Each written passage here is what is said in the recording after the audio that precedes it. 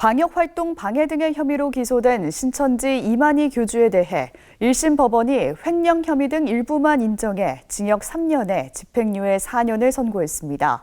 법원이 방역법 위반 혐의에 대해서는 무죄를 선고하자 신천지 피해자 가족들은 가출한 자녀들을 찾고자 몸부림쳤던 부모에게 큰 낙심과 절망이 될 거라며 비판했습니다. 오요셉 기자입니다.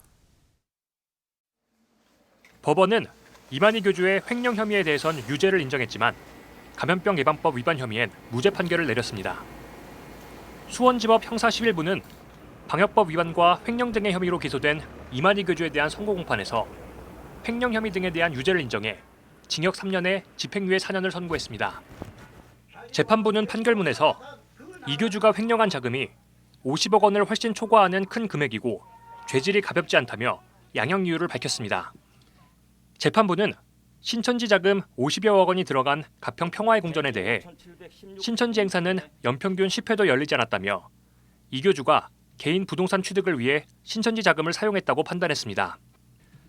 또 피고인이 집화장 등 신도들에게 돈을 요구해서 받았다는 점이 인정되고 통장 관리를 직접 한 사실도 인정된다며 자신은 돈을 받지 않고 김남희가 관리했다는 등의 이만희의 주장은 인정할 수 없다고 말했습니다.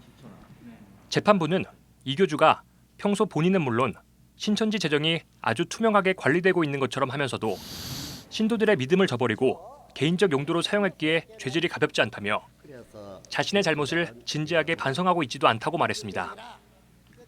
재판부는 그러나 방역당국의 자료 제출 요구는 역학조사로 볼 수 없다며 일부 자료를 누락했다고 해서 방역활동 방해 혐의로 처벌할 수 없다고 밝혔습니다. 방역당국이 신천지의 신도와 시설 자료를 요구한 것은 역학조사를 위한 준비 단계이지 역학조사 자체가 아니라는 겁니다. 또 행정기관이 자료 제출을 요구하는 행정조사에 대해서도 자발적인 협조를 전제로 한다며 일부 협조하지 않았다고 처벌할 수 없다고 판단했습니다. 선고 직후 신천지 피해 가족들은 재판 결과에 실망감을 감추지 못했습니다. 이들은 신도 명단과 시설 현황 제출이 이루어지지 않으면 역학조사 활동이 불가능한데도 그 연속성을 인정하지 않고 준비 단계라며 무죄를 선고한 것은 부당하다고 주장했습니다. 또 신천지가 최근 포교 활동을 다시 시작했다며 이번 판결 내용을 유리하게 이용해 내부 결속을 다질 것이라고 우려했습니다.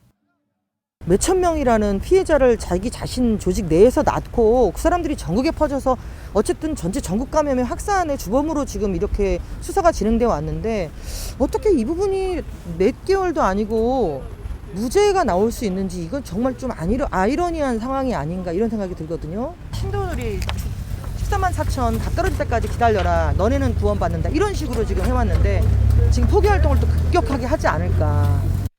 반면 신천지 측은 무죄 부분은 환영하지만 횡령 혐의 등의 유죄 판결이 내려진 데 대해 유감을 표한다며 항소 의사를 밝혔습니다. CBS 뉴스 오요셉입니다.